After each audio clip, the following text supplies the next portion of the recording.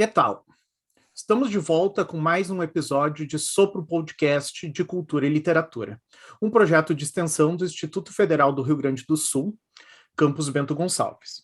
No episódio de hoje, contamos com a presença de Celso Eck de Pitol, Yuri Miller e eu, Thiago Pedruzzi, professor do Campus Bento Gonçalves. Também temos a presença de Cristiano Aguiar, que é escritor, professor e crítico literário. Formado em Letras pela Federal de Pernambuco, atualmente é professor do programa de pós-graduação em Letras da Universidade Mackenzie. Participou da antologia Granta, Os Melhores Jovens Escritores Brasileiros, de 2012, e teve seus textos publicados nos Estados Unidos, Inglaterra, Argentina e Equador. Ele também é um dos produtores do podcast Afinidades Seletivas e publicou em 2022 o livro de contos Gótico Nordestino. Esse é o mote para essa conversa, né? O seu livro de contos Gótico Nordestino, e que ensejou o convite para estar aqui nesse momento. Então, eu agradeço a presença do Cristiano Aguiar, e é interessante que a gente comece falando, Cristiano, da tua formação leitora. Assim, a gente sempre fala disso, né? Quando é que tu começaste a ler? Quais foram os livros? Quais foram as tuas influências? E eu digo assim, realmente, naquilo que te trouxe para a leitura. Pode ser a história em quadrinho, pode ser qualquer coisa, né? De onde é que surgiu esse hábito da leitura e como é que ele se desenvolveu? Bom, pessoal, primeiro eu mando meu agradecimento, né, para você, Thiago, para o Celso Pitol, para o Yuri Miller também. Eu acho que é uma alegria poder conversar com vocês. O Gótico Nordestino, ele é um livro que para mim é meio que divisor de águas, assim, na minha carreira ou na minha vida, e em parte porque ele permite que eu converse com novas pessoas, né, e para mim é uma alegria estar conhecendo vocês três hoje. A gente estava falando no backstage do podcast, para quem está ouvindo a gente, e aí a gente estava falando de afinidades, né?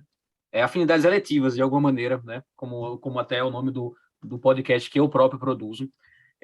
E aí, Thiago, eu te agradeço muito por essa pergunta, viu? Porque eu acho bem importante falar sobre como a gente se tornou leitores e leitoras. Eu acho que isso um bom começo de conversa, assim, um bom começo de bate-papo. A minha formação como leitor, ela acontece na família, tá? Eu acho que eu não me tornaria leitor se a minha família não fosse uma família de leitores. Em especial, tanto meu pai quanto minha mãe. Mas, além disso, a minha formação como leitor, ela acontece porque eu venho de um contexto religioso, né? Toda a minha família, quase toda a minha família é protestante, né? E a maior parte da igreja presbiteriana. Até por uma certa ironia, eu hoje, né, dou aula na Universidade Presbiteriana Mackenzie, né? E aí, então, por que eu estou dizendo isso? Porque a Bíblia é um dos primeiros livros que eu conheço, ou é um dos primeiros livros dos quais, Tiago, eu tenho memória, de alguma maneira. Então a Bíblia, ela vem para mim como o primeiro, ou um dos primeiros lugares de narrativas e de poesia, porque a Bíblia tem muita poesia, né? Salmos, Cântico dos Cânticos, os Pentateuco tem trechos de poesia, enfim. Então, eu acho que primeiro, quando alguém me pergunta sobre isso, Tiago, eu sempre falo do papel da Bíblia. O papel da Bíblia, embora eu não seja uma pessoa religiosa, né, hoje em dia, mas a Bíblia, ela faz parte da minha formação como leitor. Acho que é um primeiro momento. Tanto como leitor, como alguém que escuta poesia e narrativas, como depois alguém que vai ler a Bíblia, né, de alguma maneira, e eu vou ler a Bíblia já quando era criança. Depois disso, tem o papel da biblioteca. Além das bibliotecas da escola, né, das escolas onde eu frequentei, lá em Campina Grande, né, onde eu nasci, na Paraíba, tinha uma espécie de clube de leitura, de literatura infantil e infanto-juvenil, chamada Cantinho da Gente Miúda. Era um clube privado, né? Você pagava uma mensalidade. E aí, meus pais, para me estimularem a leitura, porque eles viam que já gostava de ler, etc., eles me colocam como sócio, né? E aí, eu passei muitos anos nesse lugar, hoje ele não existe mais, né? E eu passei muitos anos frequentando esse lugar, e aí foi isso que me tornou leitor também. Porque aí eu li de tudo, assim, de tudo mesmo, assim. Então, quadrinhos, mas muita literatura infantil e infanto-juvenil. Toda a coleção Vagalume, né? Eu não lembro de ter lido, por exemplo, muito Monteiro Lobato, porque o meu Monteiro Lobato foi a Ana Maria Machado, né? Mas eu li tudo da Ana Maria Machado, o Ruth Rocha, né? Pedro Bandeira. Então eu acho que eu me formo leitor assim. Aí, para fechar essa resposta, um outro momento são os quadrinhos. Isso é muito, muito legal você ter colocado, porque são os quadrinhos que também me mantêm leitor. Porque aí o que acontece? Eu me torno um leitor voraz na infância. Aí, quando chega ali no início da adolescência, eu não sei o que acontece com a adolescência, que às vezes você abandona o hábito de leitura, né? Acontece muito, às vezes, você é uma criança, um pré-adolescente muito leitor, e aí chega aos 14, 15 anos e aí você para de ler. E aí aconteceu um pouco comigo. Mas aí logo os quadrinhos vieram rápido para mim. E aí, hoje você tem no mercado brasileiro quadrinho todo tipo, assim, você tem todo tipo de mangá, você tem quadrinho europeu, você tem, né, você tem quadrinho latino-americano, você tem diferentes níveis, gêneros de quadrinho. Na minha época era só mato. Então era Marvel, DC Comics, né? É, Turma da Mônica e as coisas da Disney, basicamente. Porque na Paraíba não chegavam, às vezes, aqueles álbuns europeus que, às vezes, aqui e ali eram publicados, enfim, né? Mas isso já foi muito importante para mim. Então, nos quadrinhos, o que me pega muito são os super-heróis. Então, eu leio muito DC Comics, leio muito Marvel também. E aí, mais para frente, eu descubro, Thiago, um selo que vai, o material desse selo começa a aparecer no Brasil, e para mim foi legal, porque meio que reconciliou um pouco. Eu acho que esse selo é uma ponte para eu voltar para uma leitura literária, digamos assim, que é o selo Vértigo, da DC Comics, que tem o Sandman, que virou série da Netflix agora, Hellblazer, né, Monstro do Pântano, que inclusive eu homenageei o Monstro do Pântano no meu livro, O Gótico Nordestino. Tem um momento que chega no Brasil também uma revista chamada Heavy Metal. Eu não sei se você, Thiago, Celso, né, Yuri, chegaram a ler, pegaram essa época. É, Conheci. você conheceu, né? Pois é. Conheci a revista da Heavy Metal. Não, e a Heavy Muito Metal é interessante. sensacional. Lançou Sensacional. muita gente e apresentou muita coisa de quadrinho alternativo, assim, e numa época que não era tão fácil achar aqui. Exato, exatamente. Então, e além disso, tinha umas safadezas também, eu achava massa, assim, né? Ver uma mulher pelada, as coisas assim que você não via em outros lugares, né? Então, a Heavy Metal foi muito importante, assim. Eu ainda tenho um sonho de um dia colecionar todas as edições que saíram no Brasil, assim. O meu sonho é que um dia voltem a publicar esse material no Brasil. Aqui e ali estão publicando alguma coisa esparsamente. Também tem muito. Eu li menos, mas também teve muita coisa dos quadrinhos brasileiros de horror, assim, que também, tirando Turma da Mônica, basicamente o que tinha, e o Chiclete com Banana, né? Mas que eu peguei muito pouco, assim. Basicamente o que tinha era quadrinho de terror, né? Que chegava, por exemplo, no interior da Paraíba, assim. Então, Tiago, é isso. Então, tem essas fases. A Bíblia, a literatura infantil e infanto-juvenil brasileira e gringa, os quadrinhos, e aí em seguida os quadrinhos me retomam o meu hábito de leitura, e eu começo a ler várias coisas de todo tipo, assim, de Stephen King, passando por Gabriel Garcia Marques, pela poesia de Drummond. Eu fui um leitor, na minha formação, muito onívoro, assim, até para vocês terem uma ideia, sabe aqueles livros pulp, assim, Júlia Sabrina, que ele vendia em banca, assim, até isso, se estava na minha frente, eu pegava para ler, né? Então, assim, eu realmente essa foi um pouco a minha formação como leitor, assim. É interessante, eu acho que essa formação, às vezes, ela é muito mais próxima de um ambiente não letrado, vou dizer assim, os pais não leem, mas nós acabamos ingressando por esse caminho. Eu li alguma coisa de história em quadrinhos, até nós gravamos um episódio sobre o Maus, né, do Art Spiegelman, foi o nosso último episódio, e nós conversamos um pouco disso, né, mas foram coisas assim que ficaram desconectadas, né, quando eu li sobre o Monstro do Pântano, a epígrafe, eu lembrei que eu tinha lido alguma coisa sobre o Monstro do Pântano lá nos anos 90, na minha juventude, mas também, né, não sabia quem era Alan Moore, não sabia nada disso. Mas é interessante esse percurso e eu acho que ele acaba desembocando no gótico nordestino, né?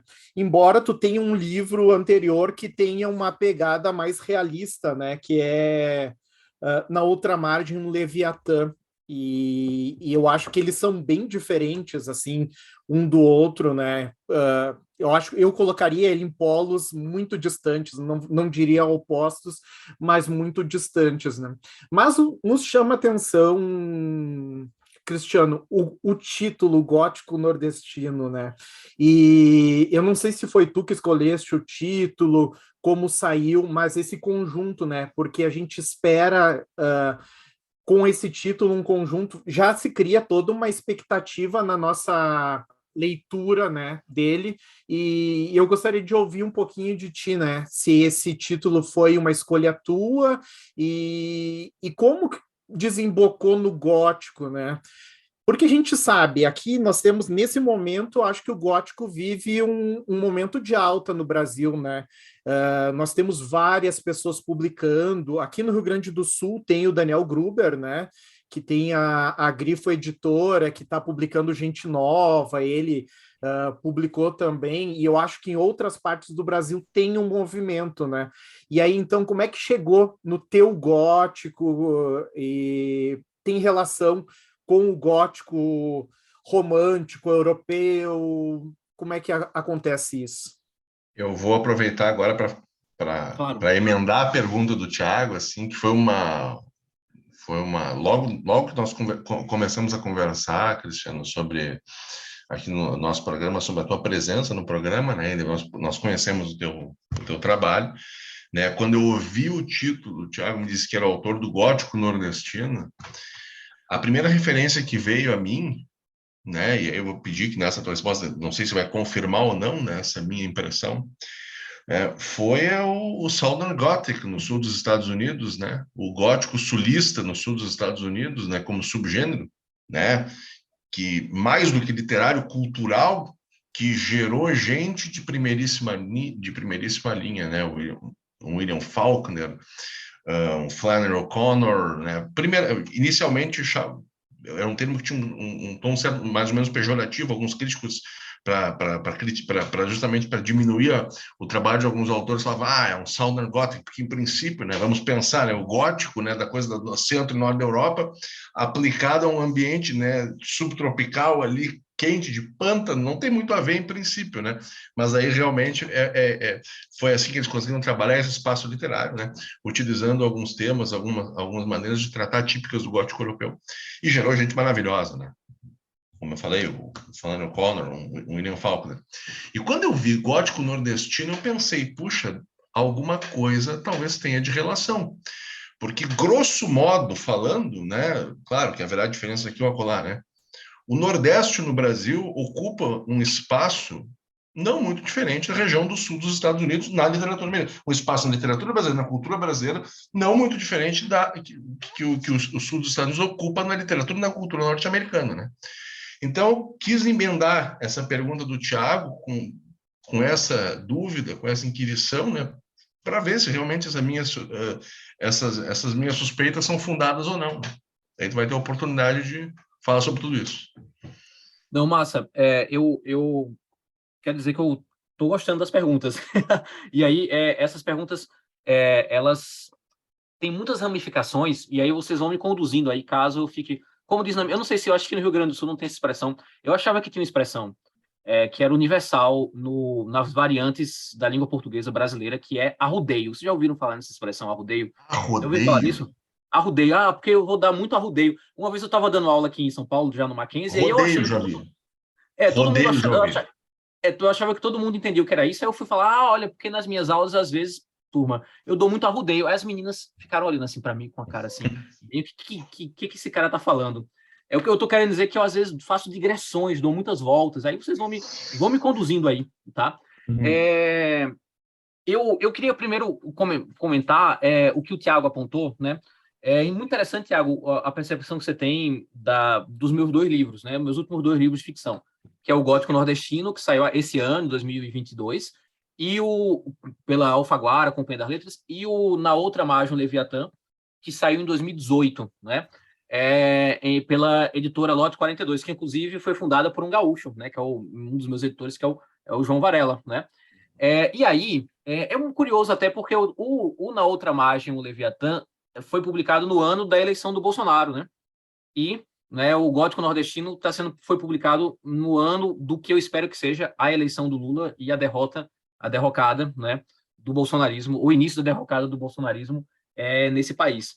Veja só, é interessante você falar assim, os dois livros são muito diferentes, porque os leitores me passam diferentes impressões.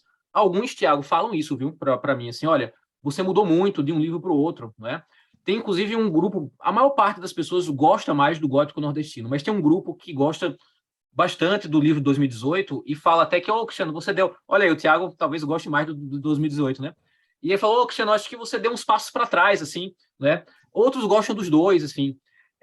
Uma coisa que eu queria te dizer, inclusive, é que eu estou um pouco angustiado com isso, assim, porque eu acho que, para o próximo livro, a gente pode falar sobre isso depois, eu queria juntar os dois livros, de alguma maneira, um pouco o que era o Na Outra Margem Leviatã, de 2018, em termos da linguagem, e o que eu também aprendi fazendo o gótico nordestino. Outros veem um pouco como uma continuidade dos dois livros, assim, quer dizer, algumas pessoas me dizem, eu vejo o gótico nordestino como um desenvolvimento natural do que você apresentava no Leviatã. Mas, enfim, né? Então, veja, o que acontece, né? Na outra margem, e vocês vão entender porque eu estou falando tudo isso, que eu vou chegar no ponto final da tua pergunta, Tiago, e vou chegar na observação do Celso também. O Celso é uma das poucas pessoas que faz essa conexão, né, com o Southern Gothic, né, dos Estados Unidos, e essa conexão existe mesmo, tá? E aí, então, veja, o Na Outra Margem Leviatã, eu acho que é um livro que tem muito a ver com a minha relação com São Paulo, Tiago, né? Tem muitas imagens de São Paulo, de alguma maneira, colocadas ali. O olhar de um imigrante nordestino em São Paulo. Eu já disse isso em outras entrevistas. E, além disso, é um livro que eu gosto bastante, mas eu sentia que eu não estava 100% nele, assim. Por quê? Porque eu sentia que nesse livro, Tiago, faltavam referências dessas coisas que eu falei agora que me formaram como leitor. Faltava eu assumir mais as referências que vinham dos quadrinhos, que vinham de uma literatura meio sensacionalista, que vinham dessas narrativas populares que eu escutava minhas avós falarem, sejam da Bíblia ou sejam do imaginário social, o maravilhoso, o nordestino, etc, etc. Então eu sentia que é um livro que eu tenho muito orgulho, mas eu sentia que eu não estava 100% ali. E aí o Gótico Nordestino foi uma tentativa de tentar assumir, Tiago, e abraçar isso de alguma maneira. Abraçar uma referência que tinha pegar as referências que eram importantes para mim Na Outra Margem Leviatã e juntar essas referências com essas outras coisas que eu tinha trazido. Uma coisa, por exemplo, que eu tinha definido para mim é que o gótico nordestino ele tinha que ser mais narrativo. Na Outra Margem Leviatã é muito sobre personagens cuja o mundo interior reage ao que aparece no exterior, né? No gótico nordestino eu queria que houvesse mais uma dimensão de história sendo contada, inclusive que houvesse até cenas de ação, como existe em alguns dos contos. Então eu sempre digo que o Na Outra Margem Leviatã é um livro de dentro para fora, porque no fim das contas o que vale é o mundo subjetivo dos personagens e a imaginação deles, os delírios deles. E o Gótico Nordestino é um livro de fora para dentro, porque é muito meus personagens inseridos num mundo hostil que os colocam em ameaça, eles precisam se posicionar em relação a esse mundo, né? E esse mundo hostil, inclusive, é um mundo insólito, é um mundo marcado pelo sobrenatural. Outra coisa é que eu queria que, de fato, eu queria abraçar, Tiago, de fato, a literatura fantástica, né? Eu queria, de fato, abraçar o caminho do insólito. E para mim, era muito importante também que esse caminho do insólito viesse pelo horror e pela cultura gótica, de alguma maneira. Então é por isso que de alguma maneira, o gótico nordestino saiu do modo que ele saiu, né? E aí, veja, como é que surgiu, né? Daqui a pouco eu falo do que o Celso comentou. Aí, como é que surgiu o título? Aí, vejam, o gótico nordestino eu comecei a escrever em 2020. Na verdade, tem um conto de 2018, chama Fire Starter, né? É um conto que é o mais antigo do livro. Para quem não leu ainda, né, que está ouvindo a gente, é um conto que se passa num futuro próximo. E é basicamente um monólogo delirante, meio inspirado pelo Roberto Bolanho, talvez ainda com a pegada do Na Outra Margem Leviatã, né? Porque foi um conto escrito no ano que eu lancei o livro de 2018, e que conta, num futuro próximo, o seguinte fato, o seguinte acontecimento. Incêndios estão percorrendo o interior do Brasil, e aí existe um aplicativo de celular em que as pessoas tiram fotos desses incêndios e elas compartilham nas redes sociais, né? E aí o conto é basicamente um monólogo de uma pessoa que está delirante ali, e eu já disse, observando aqueles incêndios, né? Ele classifica aqueles incêndios, enfim. E aí eu já falei em entrevista que é um pouco, isso é verdade, é um pouco uma metáfora que eu construí para mim mesmo, assim, sobre o que eu estava vivendo em 2018. todo aquele processo político agônico e o que eu via de uma espécie de energia de autodestruição que eu via no processo político brasileiro naquele momento, ou em parte do Brasil naquele momento. Mas, tirando esse conto, quase todos os contos Na Outra Margem, do Gótico Nordestino foram escritos ao longo de 2020, em um processo, Tiago, em que eu estava voltando a ler muito a literatura fantástica do século XIX, tanto a literatura fantástica gringa quanto a literatura fantástica brasileira. E eu estava voltando a reler alguns daqueles quadrinhos do selo Vértigo, da DC Comics, em especial Sandman, por exemplo, e em especial O Monstro do Pântano, não só da fase do Alan Moore, mas principalmente da fase do Alan Moore. Então isso estava muito na minha cabeça. Eu falei, olha, eu estou aqui isolado em casa, dando aula pelo Zoom, e eu vou escrever um livro novo. E as ideias que vinham na minha cabeça eram ideias muito influenciadas por todo esse universo meio sombrio que estava na minha cabeça, vinculado aos quadrinhos e vinculado a algumas coisas de mangá também, de horror, Junji Ito, Suehiro Maru, e também o conto fantástico e a literatura fantástica do século XIX, né? E eu sentia, como eu estava isolado em São Paulo, né? E eu sentia que eu queria voltar para casa simbolicamente. Então eu falei, sabe uma coisa, eu vou estabelecer para mim mesmo que todos os contos vão acontecer no Nordeste. Todos eles vão acontecer no Nordeste. Mas o meu Nordeste não é o sertão. Até saiu em resenha, comentários que é um livro de contos sertanejos. Não é. Para mim, o sertão, em certa medida, às vezes é tão estranho quanto para vocês, talvez, que estão aí no Rio Grande do Sul, né? O meu Nordeste é o Nordeste do Agreste e da Zona da Mata, que é uma outra coisa, talvez. E talvez o Cariri, ali numa transição para o sertão mesmo, né? Então eu estabeleci essas coisas. Aí eu fui fazendo os contos e tal, fui entendendo o que era o livro. E aí, na metade do processo, eu falei, poxa, eu acho que eu estou fazendo um livro. Eu preciso de um nome para esse livro, né? Preciso de um projeto. Aí o que eu fiz? Eu estava folheando os quadrinhos do Alan Moore, né? E aí tem uma fase do Monstro do Pântano que chama Gótico Americano, que apresenta um personagem do John Constantine, que até voltou agora como Joanna Constantine, né?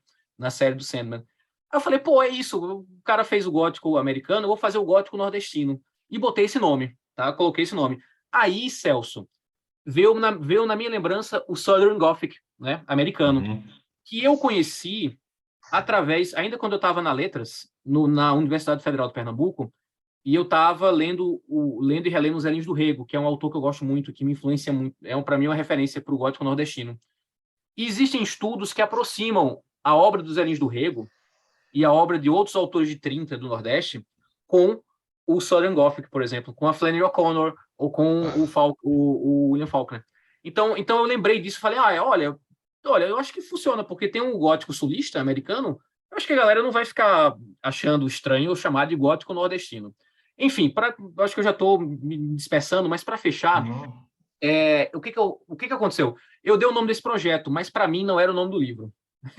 Para mim não era o nome do livro. Era o nome do projeto. Era um título que eu criei quase como se fosse o nome de uma série. É um seriado, e aí tem 9 episódios, que dá uma temática, uma atmosfera do que é. É mais uma baliza, Celso, Tiago e Yuri, para mim, né? Escrever. Aí o que acontece? O livro é contratado pela Companhia das Letras, né? E aí, a primeira reunião que eu tenho com meus editores, que são o Marcelo Ferroni e a Luara, aí eu falo para eles, olha, estou muito feliz que vocês contrataram meu livro, muito obrigado. E fiquem à vontade, o título vocês podem mudar, não vai ser esse, né? Aí eles falaram, não, a gente quer esse título. E é óbvio que eles estavam muito certos, porque o título chamou muita atenção, né? Para mim, era muito natural que um livro se chamasse de Gótico Nordestino. Mas para muitas pessoas, era uma surpresa absoluta. Eu acho que isso ajudou muito o livro, no primeiro semestre, a conseguir um espaço que eu nunca tive e eu nunca imaginei que teria. Como é para muita gente, né? O próprio Southern Gothic é uma coisa que surpreende, né? Aquilo que eu falei, né? O ambiente de onde surgiu o gótico na Europa é um ambiente muito diferente do ambiente da Louisiana, do Mississippi, como é diferente também, né, do ambiente das diversas regiões que o Nordeste tem, né? E por isso que me chamou a atenção, assim. Então, pelo que eu consegui compreender da tua resposta, tu chegaste a pensar num embrião de proposta estética, alguma coisa assim, ou que fosse gerar uma determinada abordagem que levaria a outras obras? Seria mais ou menos isso? A tua ideia original, eu quero dizer. A minha ideia original era essa mesmo. A minha ideia original era contar histórias que eram sombrias histórias que eram muito influenciadas por essa literatura fantástica, que é muito calcada na estética do gótico no século XIX, né? E colocar isso numa ambientação nordestina. Mas o Nordeste aqui, ele atravessa o livro, ele não é o ponto de chegada, o Nordeste não é a questão do livro, o Nordeste é a atmosfera, é o espaço, né?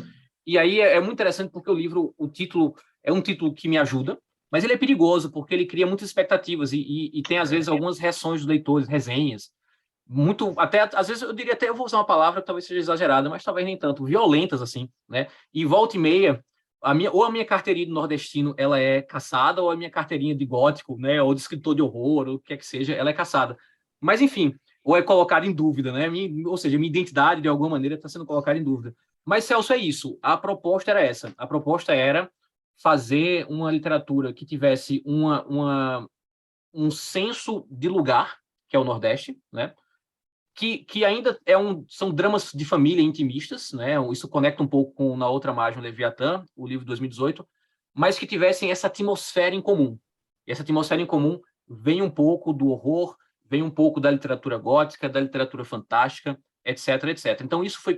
Só que assim, eu fui descobrindo isso no processo. No meio do livro eu falei, eu sei, agora eu entendi o que eu estou fazendo. Agora eu entendi o que eu estou fazendo. E é uma estética que para mim faz muito sentido e que por os próximos trabalhos, eu ainda continuo nela em maior ou menor grau. Cristiano, uma pergunta sobre... mencionou, inclusive, o ano de 2018 e depois o ano de 2020. Eu queria te perguntar sobre como isso está presente nos contos, mas como te tocou no processo de escrita a relação com o tempo presente. Todas essas formas que estão presentes no Brasil de hoje e que talvez conduzam ao horror ou à distopia. E só que isso, enfim, mesmo que esteja, digamos, flutuando no tempo, isso exige, obviamente, um procedimento literário, um artifício para que chegue na literatura. Como tu tratou de trabalhar isso no teu livro e como chegou no resultado? Yuri, eu te agradeço muito. Essa pergunta é muito interessante. Veja só, até o gótico, até o processo de escrita do gótico nordestino, eu tinha medo do tempo presente. Eu tinha receio da contemporaneidade aparecer no meu trabalho. Não sei, talvez seja um pouco a ver com a minha formação acadêmica. Às vezes que nós acadêmicos, né, que passamos pelas letras, enfim, somos professores, etc., a gente talvez tenha um problema assim de ter medo de abraçar o agora, de alguma maneira, o presente. Então, até o gótico nordestino, Yuri, eu tinha medo de abraçar essa radical contemporaneidade, né?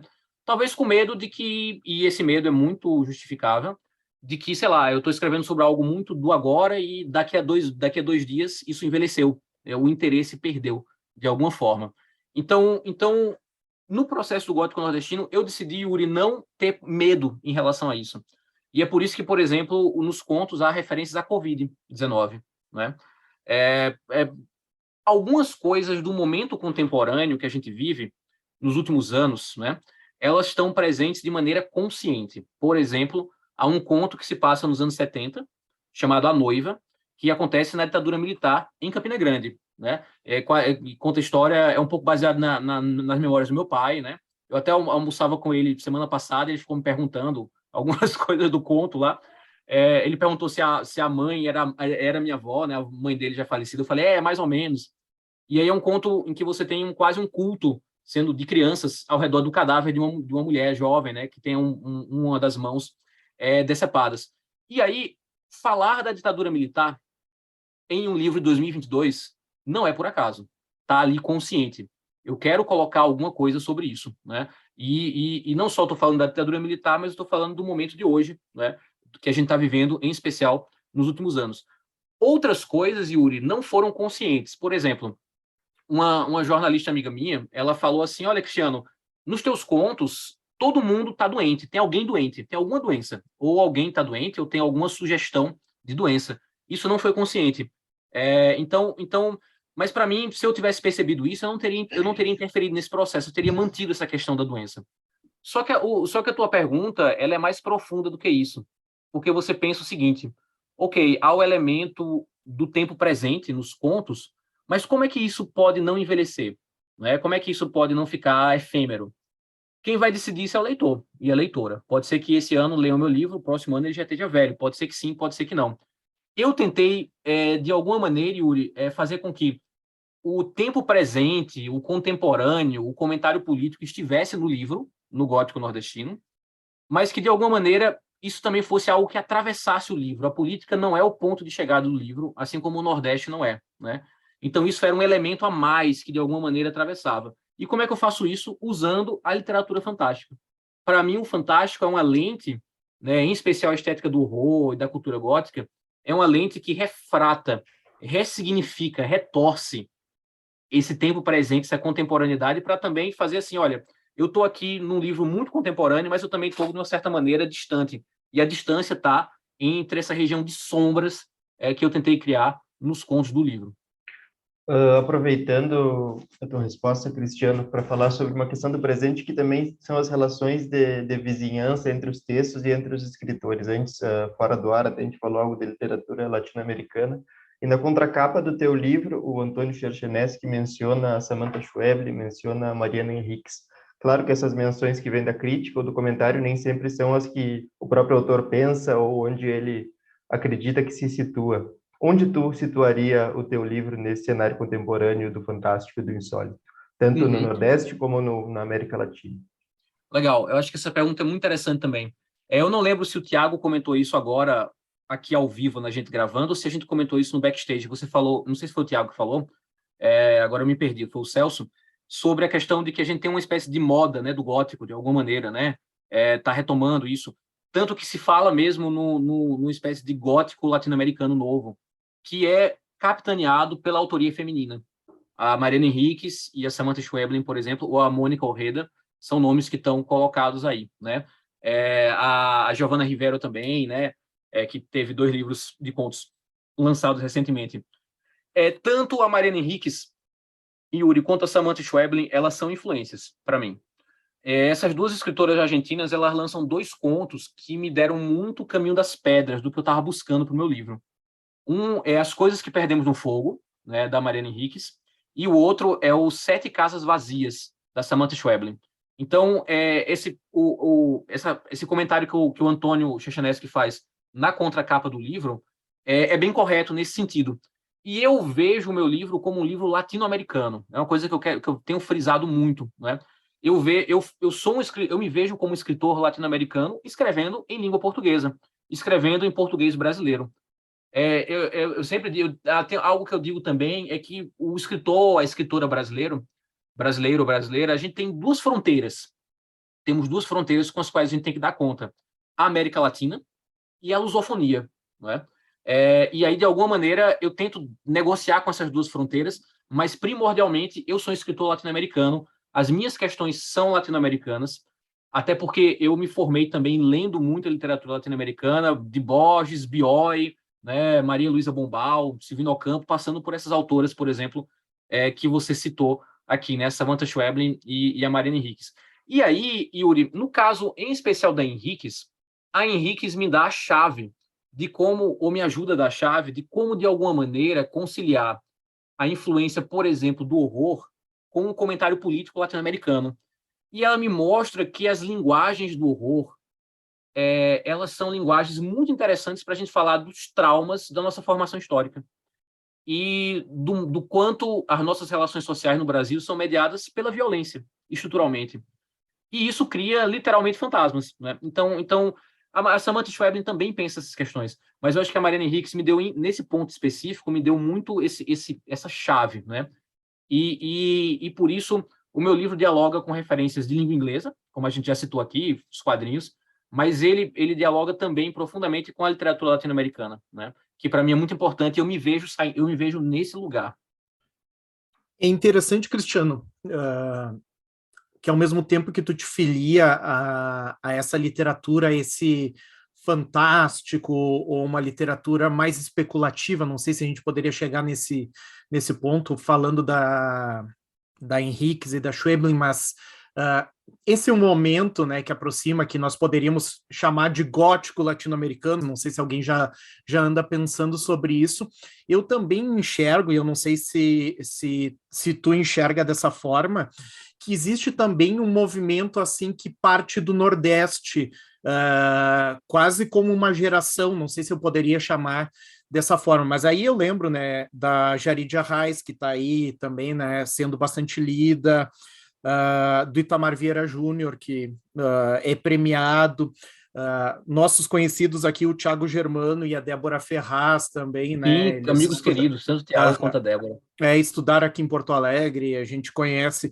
Tu acha que existe, assim, uma espécie de movimento, e aí eu retomo a linha evolutiva da literatura brasileira lá, né? Não tanto na temática, mas a questão do romance de 30, embora eles tentem nacionalizar, o romance de 30 ele parte do Nordeste, né? A gente olha mais para o Nordeste. Ao mesmo tempo que, quando se discute, eu acho que também tem uma espécie de discurso de alguns escritores nordestinos que talvez, às vezes eu não entendo, né? Que eles, porque nós precisamos ler o Nordeste. Ao mesmo tempo que o Nordeste talvez seja a região mais lida dentro da literatura brasileira, né? Se lê muito pouco o Sul, né? E aqui Sul eu coloco o Rio Grande do Sul, Santa Catarina e Paraná, se lê muito pouco, né? Se lê o Érico Veríssimo e depois a gente não tem um grande nome. E aí o Nordeste, desde o século XIX, a gente está lendo algum nordestino via Rio de Janeiro e depois via São Paulo, né? Então essa questão, tu te enxerga nesse espaço, e assim, ou uma espécie de movimento, e o que tu acha dessa questão, né? Os nordestinos não são lidos ou são lidos e talvez não se enxerguem dessa forma? Essa pergunta é ardilosa, hein? Mas graças a Deus que você já me deu parte da resposta, Tiago. De alguma maneira, né? Veja só, de fato, assim, quando foi que o Nordeste não formou gerações de escritores e escritoras que foram lidos nesse país, né? A gente tem um dos fundadores do romance brasileiro é um cearense chamado Zé de Alencar, né? Ou do romance moderno brasileiro. A gente tem agora um resgate de uma escritora maranhense, né? A autora do Úrsula, né? A Maria Firmina Reis, né? Uma autora afrodescendente que agora é colocada também, e com muita justeza, como uma das criadoras do romance moderno brasileiro. Então, sem sombra de dúvidas, por que eu digo que é ardilosa? Não estou, claro, não estou te, né, enchendo teu saco, coisa assim. Mas é que eu acho que pode soar um pouco pretensioso eu dizer assim, nossa, mas eu faço parte de um movimento nordestino, né? Aí eu me abraço com a bandeira da Paraíba, ou a bandeira de Pernambuco, né? Na qual vi, ou pego uma bandeira da URSAL e me abraço também, tem o Nordeste ali, reproduzido na bandeira da URSAL. Confederação do Equador. A Confederação do Equador, perfeito. Nem sei se Exato, bandeira, perfeito. mas enfim. Aí agora eu sou aqui o líder do movimento separatista. O que eu acho o seguinte, Thiago, eu acho que a região Nordeste, ela tem constantemente renovado as suas gerações, né? Ela tem constantemente renovado as suas gerações.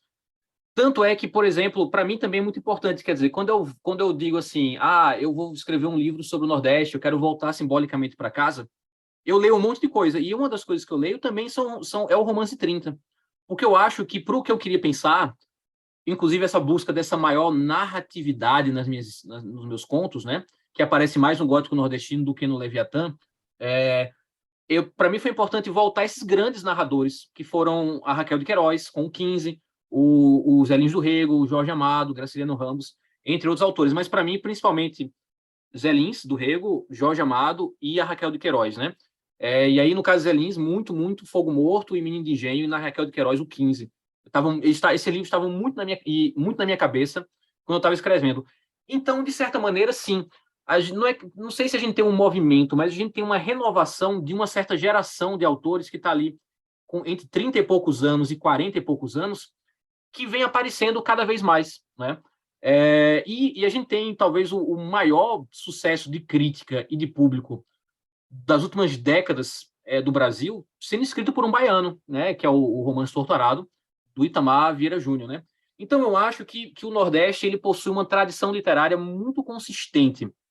E essa tradição literária, ela, de alguma maneira, ajuda a minha geração a tentar buscar o seu caminho, de alguma forma.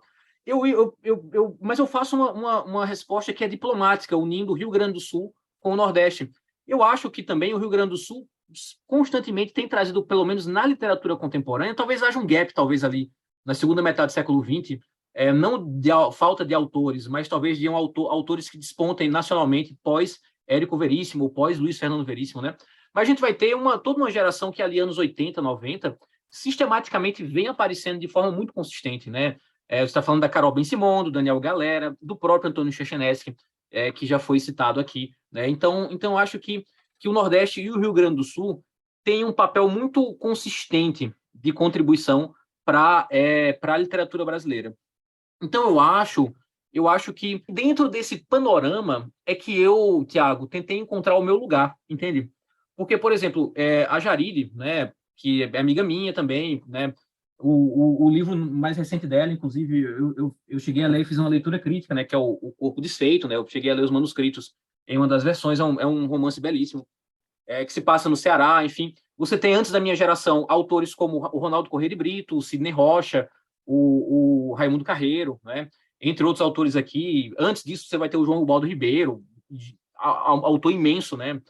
Então, e eu percebia que onde estava o meu lugar, e exatamente essa busca do meu lugar que criou o gótico nordestino, porque eu percebia que talvez havia espaço para mim, primeiro, para não falar do sertão. O sertão está muito forte na Maria Valéria Rezende, lembrei da outra, na Socorro Racioli, no próprio Itamar. Então, eu olhando para o panorama da minha geração e de gerações anteriores, eu vejo, olha, eu acho que aqui o lugar sertanejo está bem cartografado simbolicamente nessa literatura contemporânea. Mas quem sabe ali a região de Campina Grande e a Zona da Mata ainda tem alguma coisa a ser dita, né, no litoral, por exemplo. E eu busco a literatura fantástica. E aí, veja, por que eu vou para o século XIX? Porque quando você vai olhar para a literatura fantástica brasileira no século XX, isso inclui vários autores nordestinos, você vai perceber que isso inclui até o Érico Veríssimo de Incidente Antares, por exemplo. Você vai perceber que esses autores, eles geralmente ou trabalham no registro do realismo mágico, ou realismo maravilhoso, como eu prefiro chamar, ou trabalham no registro do neofantástico, que vem da literatura do Kafka, que vem do Cortázar, né? Esse mundo sobrenatural que é naturalizado. E eu falei, olha, isso aí já está muito forte também. Eu acho que eu vou voltar para as raízes do gótico, no século XIX, em que as coisas eram mais sombrias, em que o sobrenatural era visto mais como uma ameaça. Então, também, olhando para esse panorama da minha geração e das gerações anteriores, é que eu busquei o caminho também de que tipo de literatura fantástica eu estava buscando para o gótico nordestino. Eu queria chamar a atenção para uma coisa que tu mencionaste agora. Tu falaste muito de um pertencimento, né, a um grupo maior de escritores, né, mais ou menos diretamente respondendo a pergunta do Tiago, né, que era uma inquietação que nós tínhamos. Uhum. Aqueles que estão nos ouvindo e eventualmente tomarem o gótico nordestino na mão vão dar uma olhada na capa, vão observar a capa e vão ver que tem um trabalho, né, uma xilogravura, né? Sim. Do movimento armorial, uma visível referência ao movimento armorial.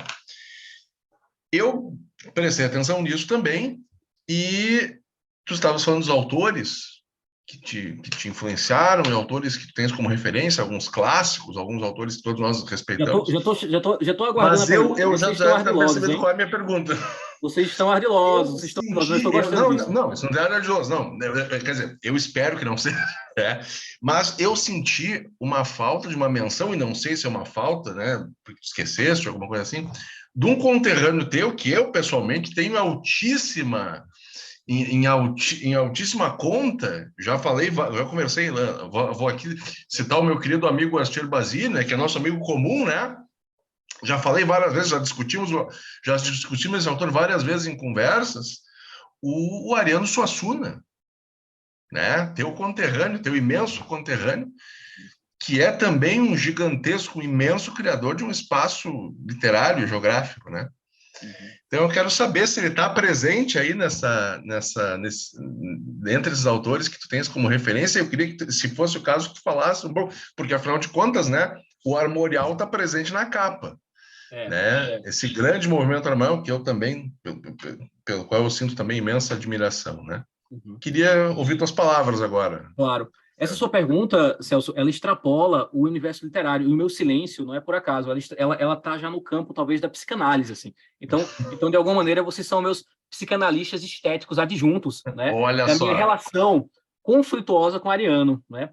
Olha, de fato, assim, primeiro, eu tenho sido muito injusto com o Ariano, e é muito importante essa sua pergunta, porque eu fiz as pazes com o Ariano, com a influência que o Ariano tem na minha literatura, e uma das pessoas que sempre encheu meu saco sobre isso foi o Aster Basílio, nosso amigo em comum, né? Sim. E eu ficava, não, Aster que é isso, o Ariano é careta, né? Aí jogavam um livro armorial na cabeça do Aster, enfim. Então, sem dúvida, o Ariano Suassuna é uma grande referência para mim. Mas só no meio do processo agora de divulgação do gótico nordestino, das várias entrevistas que eu dei, de eventos que eu estou participando, é que eu entendi a dívida que eu tenho com o Ariano. Quando a Companhia das Letras me mandou a capa, eram 3 opções de capa, todas as 3 com gravuras do Samico, né? Os meus editores ficaram meio receosos, achando que eu ia ficar com raiva, né? Porque eles já sabiam que às vezes eu fazia ressalvas ao armorial e fazia ressalvas ao Ariano Suassuna. Alguém que eu conheci pessoalmente, eu cheguei a entrevistar o Ariano Suassuna já para a revista Continente. Que privilégio. Não, sim. Eu conheci Ariano 3 ou 4 vezes, a gente se encontrou. Pessoal, não tínhamos uma relação, né, mas a gente se encontrou 3 ou 4 vezes. Eu tenho 2 ou 3 livros autografados por Ariano.